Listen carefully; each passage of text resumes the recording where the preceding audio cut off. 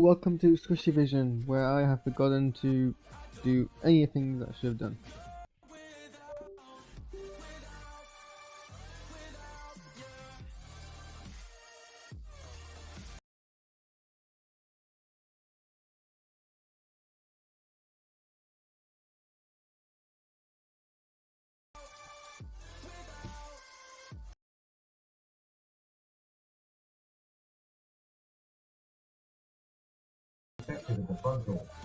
Alexa, volume 0. I thought we were doing well. Hello, welcome to Squishy Vision, where I've just finished watching Skeleton Crew. All of it, but specifically I'm talking about episode 8, The Real Good Guys. And oh boy, was that disappointing. I'm genuinely. I was thinking earlier, I think out of a lot of the Star Wars shows recently, this has been by far my favourite thing. It delivered on the promise, the promise of the premise, for the most part.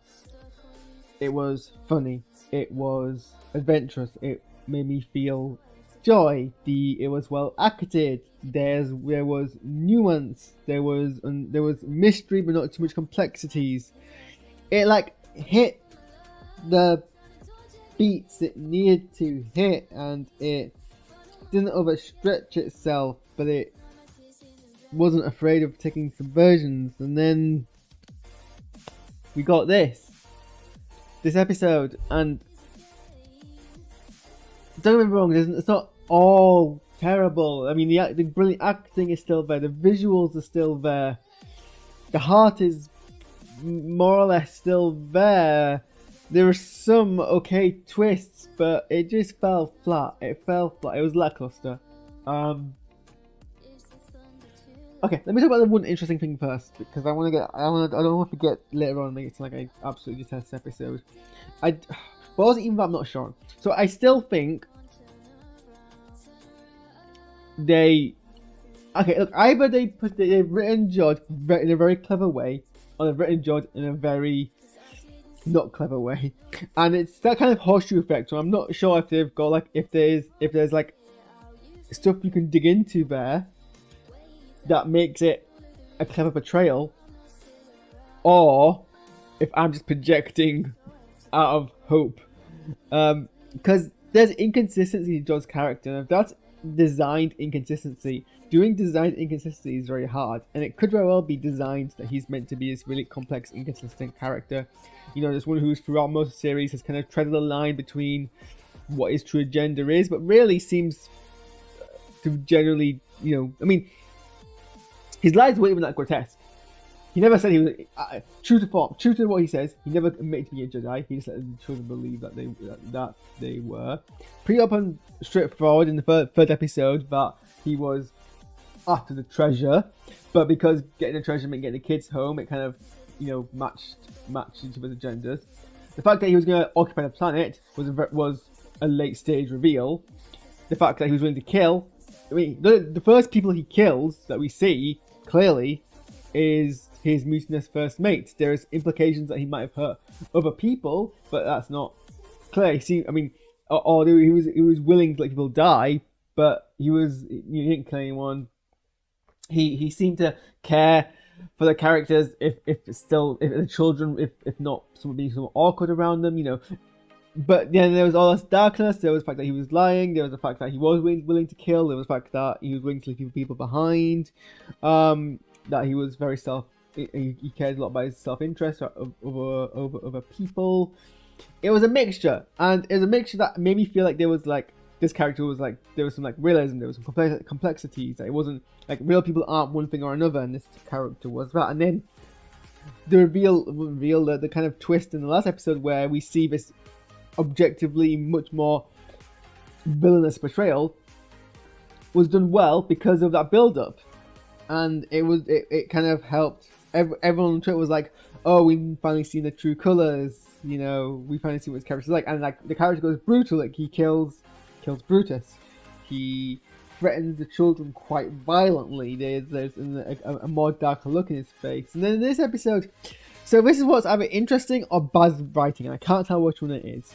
Because throughout this episode, there are plenty of times where he could have killed, maybe not the children, either because of genre awareness, and you don't kill children in family shows, or because even in universe there is like an objectively a line you cross between killing adults and killing children,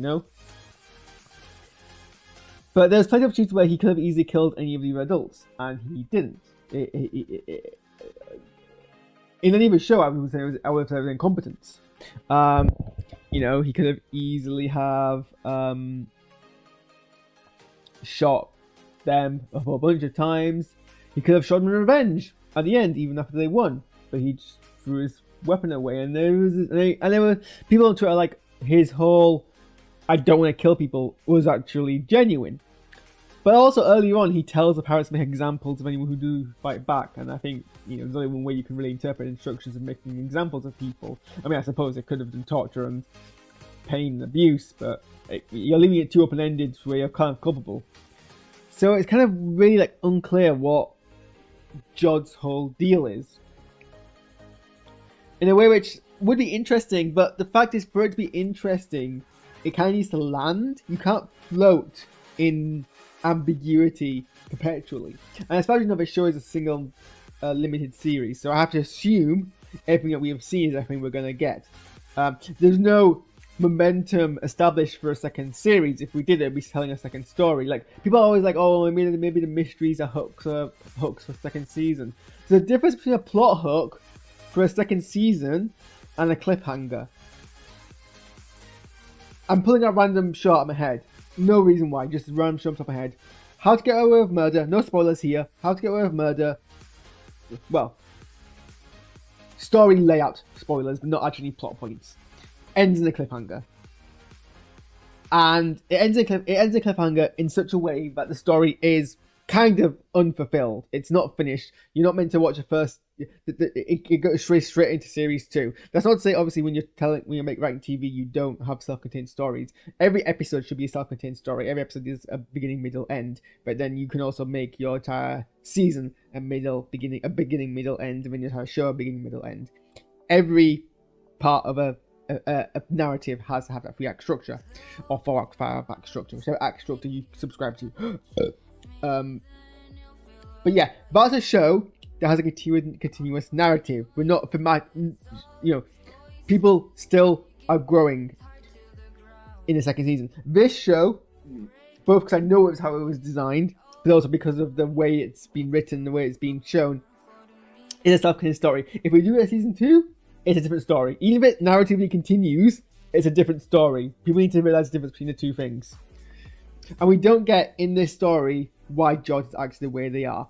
And anything we do get will be in retrospect, and it would be a different story. It would be recontextualizing actions, but it's not this story. So in this story, Jod has been acting in a very weird way. And I can assume, because I know Star Wars lore, that this is probably because he is inherently a good person. He meets that stereotype, but he's also choosing to walk a very kind of nihilistic life, or whatever, opposite of idealism, I guess.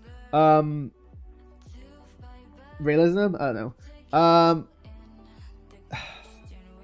And we never get the narrative clarity on that, and that's the issue for me. Give me a second.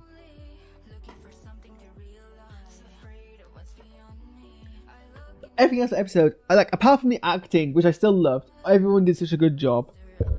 Probably not the best in the show, but still did a good job. I'm not gonna criticize it too much.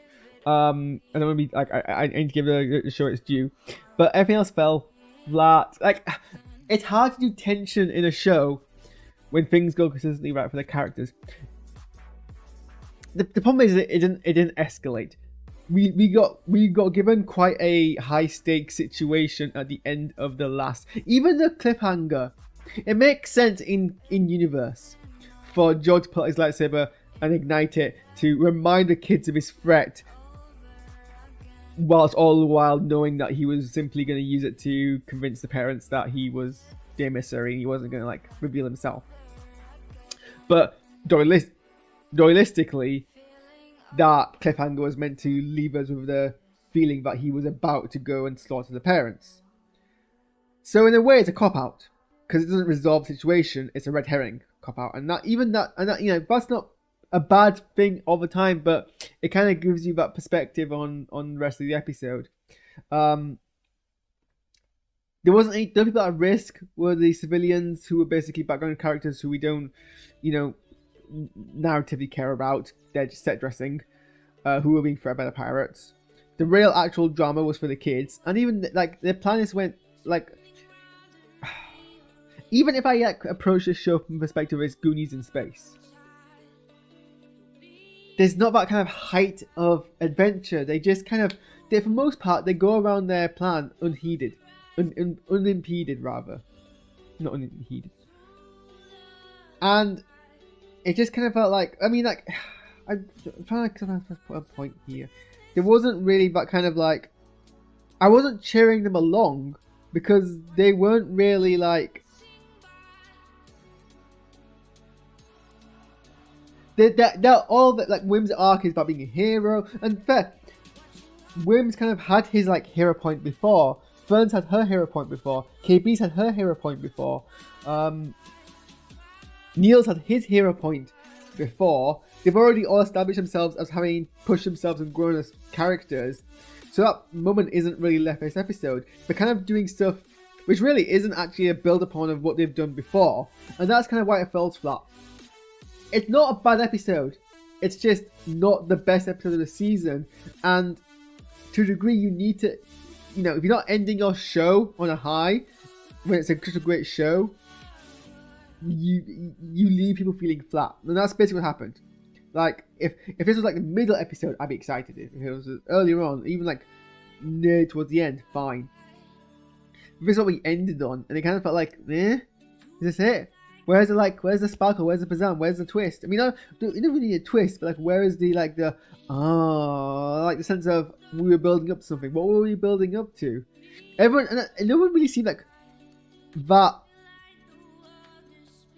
What do I think of the pedestrianisation of Norwich City Centre? I don't think of it. I don't live in Norwich.